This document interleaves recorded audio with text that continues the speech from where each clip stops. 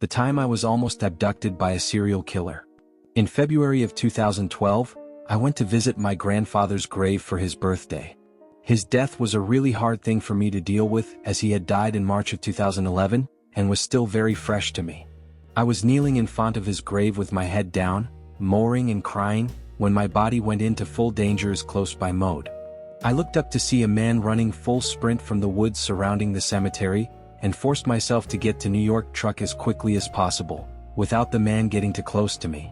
By the time I made it to my truck, he had gotten about 50 feet from me.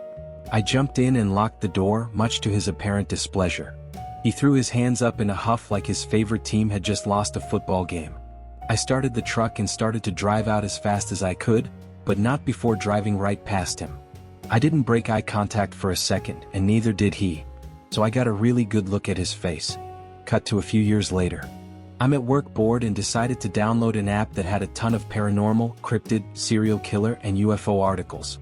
As I was browsing through the serial killers, I came across one that made my heart drop into my ass. Israel Keyes, most known for murdering an underage girl in Alaska, dismembering her body, and dropping the pieces into a frozen lake. He would bury kill kits in places long before he ever committed the crimes.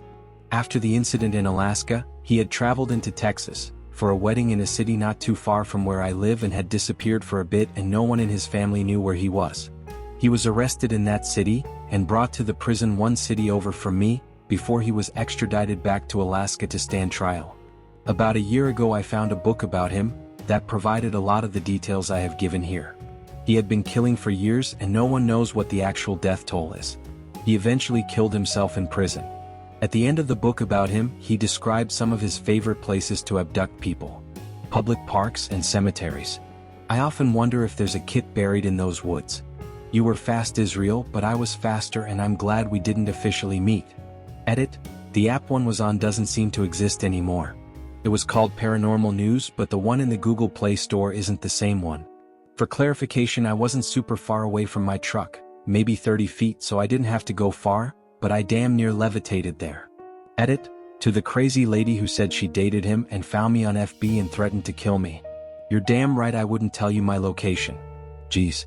Another edit: Josh has already interviewed me for the TCB podcast, to everyone suggesting I contact him.